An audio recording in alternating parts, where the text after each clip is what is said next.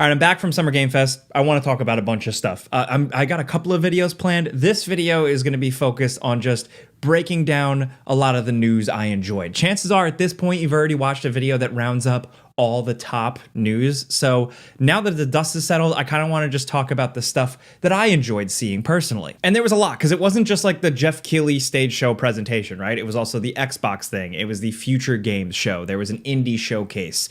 There was the PC game show. There was the IGN FanFest live thing. There was a lot of stuff that dropped. So I'm going to talk about some heavy hitters, but also some interesting smaller things that caught my eye. So the first thing I'm just going to acknowledge is Civ 7.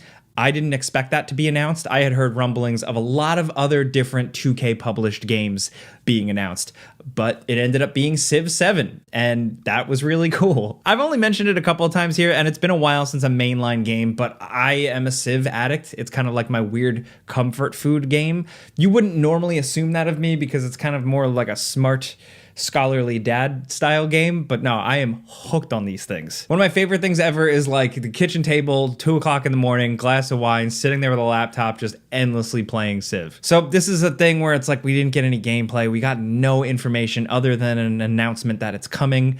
I really wish we could have seen or gotten some information from it, yes, but at least to know it's coming, that is something I'm excited about. Also, seeing Skate pop up is great. I haven't been able to jump into any of like the technical test stuff or any of that stuff that's been going on PC, but to know that console players are going to be able to get in on the action for like the alphas or the betas or whatever, that is good news. Also, just seeing some of that gameplay and it looking a little bit more finished is cool. But I want to acknowledge Power Rangers Rita's Rewind. I was genuinely really excited to see this. More than I expected. I mean, we've had Power Ranger games, right? We've had retro style Power Ranger games, but this one just hit for a couple of reasons. Number one, it's the classic original Power Rangers, which is something that I loved as a kid. I never became a Power Rangers obsessive. I don't have too much nostalgia for the brand or anything like that, but like just enough where I saw this, but also the gameplay style. The fact that it reminds me of a Shredder's Revenge style game, the awesome freaking Teenage Mutant Ninja Turtles game from last year that I put on like my game of the year list. The fact that they're kind of essentially doing a Power Rangers version of that, I am in. It is not from the same developers though, but it is from Digital Eclipse, who I think definitely has a good pedigree with stuff like this. They essentially exist, they play in the old school indie retro realm, and they've been doing a great job. So for them to take this on, it kind of seems like a no-brainer to me. I mean, I would have loved Dotemu and just done an exact Shredder's Revenge type thing, but I just like this type of beat 'em up revival, especially with things I like, so I'm in. Now, I just want to acknowledge Fable for a second, because some of you guys would be like, Jake, why did... So we saw more Fable, but I'm actually a little disappointed because I still just want to see what the hell this game is. They dropped a new trailer after another like year or so of waiting, and I still don't know anything really about the game. Granted, they announced this thing way too early, and in the grand scheme of things, this doesn't matter. This doesn't matter that I don't know anything about the game yet. Like, whatever, eventually we will know, but like, I don't need a flashy trailer after I've already gotten multiple. Like at this point, I'm like ready for gameplay or something. I still don't know if I'm creating my own character or am I just playing as this girl? Is it even like a full-fledged RPG? I don't know. I know they said that there were like snippets of like actual gameplay in there, but like, I don't know. It's also flashy and so glitzy that like, I have to really see the game. Again, I have some faith in the developers behind this. I like what they've done with the Forza series, and I think it's interesting for them to take this on. And like the humor and the vibe, and even like seeing the Guild Seal Fable stuff in this trailer is nice. I just want to see more at some point. That's it. Here's one you may have missed. This is from the developers Strange Scaffold. These are the folks behind most recently El Paso Elsewhere, a game I absolutely loved. I've talked about it quite a bit. Their newest thing, they have a lot of projects in the works, but this is called I Am Your Beast. I don't know too much about this other than it kind of gives like a first-person Hotline Miami thing, almost like a first-person Hotline Miami mixed with super hot, just flashy, crazy, but also lo-fi, like low poly graphics style. I just really like what they do with their games, and I thought this was a cool and exciting trailer. This was shown off at the PC Game Show, so that's why you may have missed it, but it's dropping August 28th on PC and iOS. Also, the Blumhouse stuff, as Blumhouse essentially announced a whole indie horror publishing wing. I think this is a big deal, especially because, you know, there are so many games that are like sequels and remakes and remasters. You have a company now finally investing in new IP. But I think it's a smart move because they're investing in IP they understand.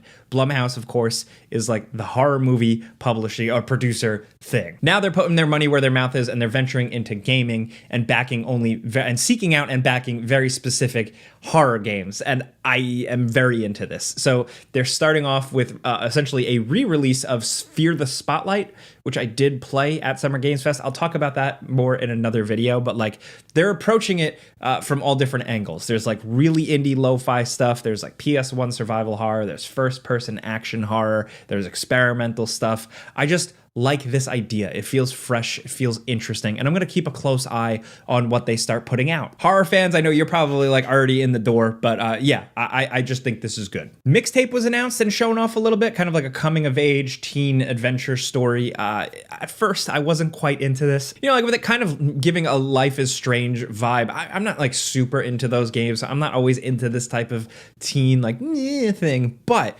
this looked really cool. Also, the actual soundtrack seems really awesome, and it's also from the developers behind The Artful Escape, another game I really enjoyed. Just like a beautiful, glorious kind of indie thing. A very simple game gameplay-wise, but something I just really dug. So for them to take on something a little bit different, like seemingly bigger, but still in their realm, music, you know, youth, stuff like that, I'm into it. Along with that, Atom Fall from Rebellion. I don't know what the hell this is. People have called it like Fallout, but in England, or like Fallout London. Obviously not Fallout London, the fan project, but like that type of post-apocalyptic thing in an English countryside. Cool. It actually gave me like weirder, like more BioShock or even Atomic Heart vibes, which I think is very interesting, and it's from Rebellion, and I like what Rebellion has done. They're, of course, behind the Zombie Army games, but most importantly also the Sniper Elite games, so I think we should keep an eye on this one. Ubisoft acknowledged that the Prince of Persia Sands of Time remake is still a thing, and it is a ways off. I think that kind of confirms that the game had development woes and has kind of restarted development.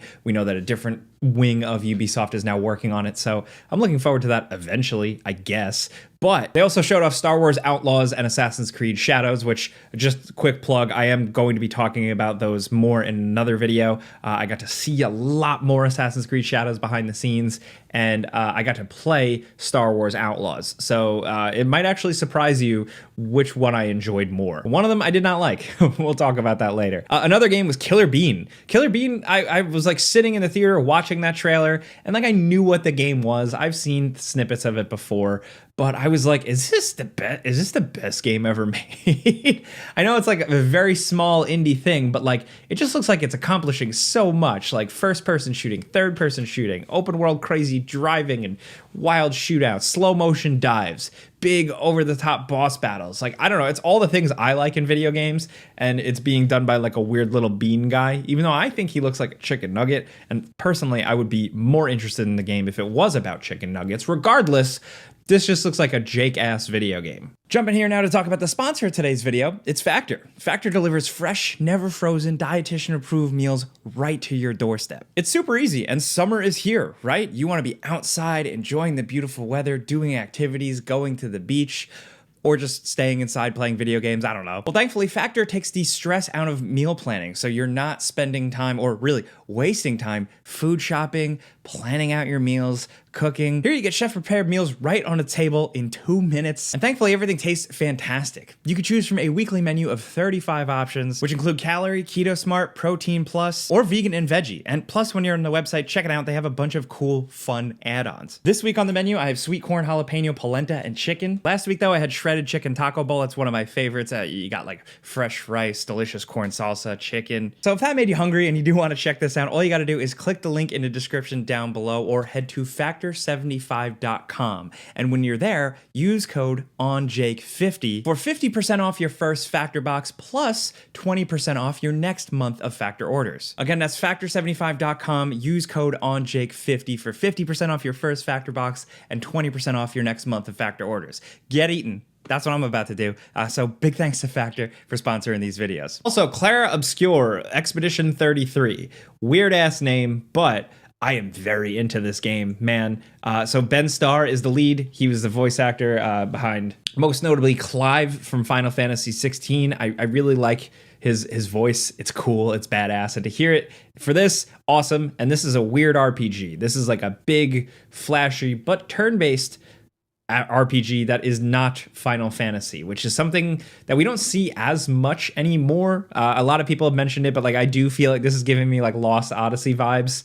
And I'm totally down with that. But also, I like that the main character looks a little weird, a little different. The style is a little bit more stranger. When we got to actually see the battles play out, and we got to see a little bit of like a Persona mixed with maybe even like kind of Dishonored style, like that was just very cool. And again, most importantly, it's its own new thing. New story, new characters, new worlds. It's not a remake, a sequel, anything like that. But speaking of remakes, I am interested in, actually technically it's a remaster.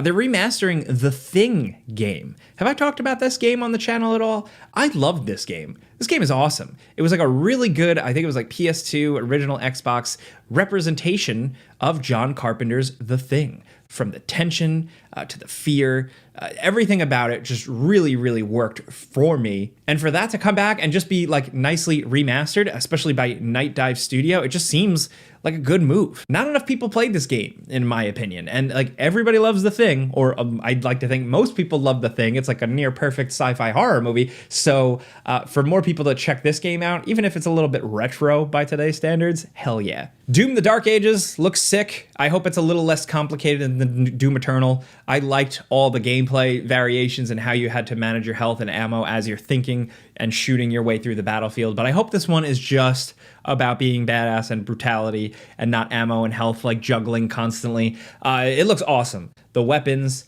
the style, the fact that you're like riding a freaking dragon, that's cool. You know, it just works for me. I am someone who in Doom Eternal, I poured over all those like codex entries and read about like their lore for the Doom Slayer here. So it seems like this game is that. And that interests me personally very much. I just hope they don't do what they did for Doom Eternal, where they actually saved the coolest shit for the expansion DLCs later on. And of course, also at that Xbox thing, we got to look at the new Perfect Dark, which just interests me because it's like a spy game more than just a first-person shooter. To me, it looks a little more gadget-based, a little bit more immersive sim and stealth. And to see like a big budget studio go for something like that, very cool. I think it's funny that it's not funny, but it's very weird that Microsoft also just shut down a portion of Arcane Studios, the people who specialize in these types of games, and then here we have them kind of seemingly trying it in a way with something else. I don't know. I'm interested in it just because it's a little bit different than what I expected, but I'm also not like a Perfect Dark purist or diehard fan or anything like that. I've played them, but I don't know. In my opinion, they can really do anything because the first game was very simple. The Xbox 360 launch game was... So whatever, man. If they're actually going and trying to like realize a game version of like Joanna Dark the Spy, I think that's cool. Oh, Parcel Corps is something that is so up my alley. It's kind of like BMX bike, crazy taxi mixed with like jet set radio. That is a recipe for some shit I really like. And this looks awesome. I mean, like, look at the gameplay. It seems zany and cool, colorful, a little fresh, a little different. I am absolutely about this. This flew under some people's radars, but thank you for some of you guys who sent this one to me on social media because I didn't catch this whole presentation or I missed this one. So thank you. This is actually releasing September 3rd. Also, one big one that I didn't expect was Gears of War E-Day. So the of War is back. And I did not see this coming at all. We had kind of gotten an idea that a new Gears thing would be announced, but I didn't expect this. And I am very excited. For all of you, or some of you out there, weirdos who call me like Sony Pony, I love Gears of War. Absolutely love it since day one. And for them to go back to their roots, I think is awesome. I don't think it's totally like a nostalgia grab because I think there's so much more they could have still done there. And they're proving that with something that doesn't feel forced. Coming home from the Pendulum Wars and Dom and Marcus on E-Day and experiencing E-Day and all of that has a lot of potential for just Gears of War good shit. I actually got to talk to some of the Coalition developers after the fact, and the creative director was very excited about it. Like, yes, confirming to me that it was very much a more linear style, regular Gears of War game. And they used the words like dark and gritty, a little scary, gory, like the stuff I love the most from like the original Gears of War. So while the trailer didn't show gameplay, it was just a cool reveal trailer. It did use, of course, the Tears for Fears, not Tears for Fears, actually the Gary Jules cover of the Tears for Fears song, but like it used that whole piano Mad World thing, to, I think, great effect. Knowing what this game is going to cover, like in the story, I'm really excited to see how they can do it. They can reintroduce some classic characters once again, but in a younger and different light. And also just some little things here and there from like the lore beyond the games. I don't know. I'm excited. I'm not a hater of like the new games by any means. I like them, but I love the original trilogy. So to kind of do another thing in that, to me, at this point, feels like a no-brainer. It's been long enough where it feels fresh again. It doesn't feel forced. You may agree, disagree, I don't know. At the end of the day, dude, I just like third-person cover-based shooters. It's like my thing. You thought I wasn't going to talk about Metal Gear? Of course I am. I have been very on the record about being nervous about remaking any Metal Gear Solid games whatsoever. I think they're very special, very unique, and it's hard to replicate or recapture that feel. Very lightning in a bottle type thing. Then there's also the whole Hideo Kojima, Konami drama, but like putting that to the side, this looks cool. I mean, I am still very nervous about them screwing up or tweaking something, but it seems like they're keeping this remake fairly simple.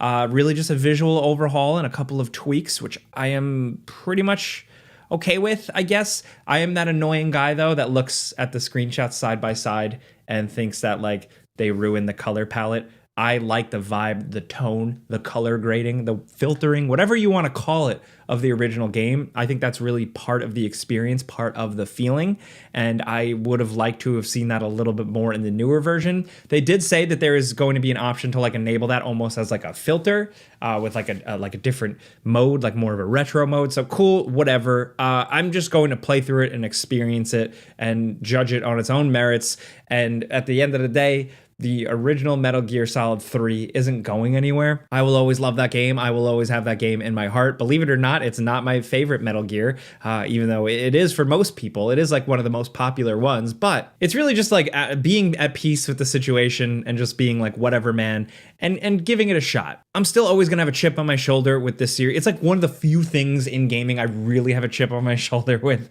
But yeah, for now, I'm just gonna try and go in with an open mind and see what they've cooked up. I always will have like extreme reluctance, hesitation with Konami, but like the Snake character model, the boss character model, like they look cool, man. A little bit of extra movement, a little bit more fluidity to some of the crawling and stuff like that. That's interesting. I'm curious to see what they're gonna cut. Are they gonna cut anything? I feel like it's inevitable.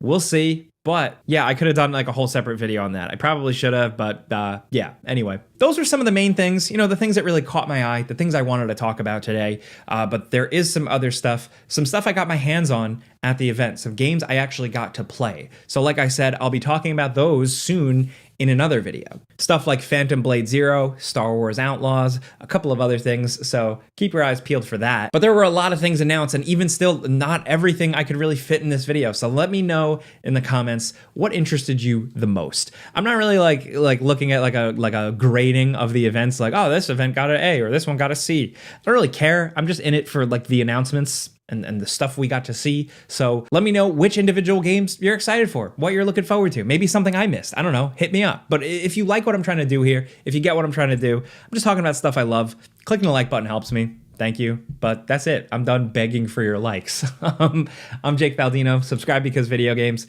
Pizza's on me.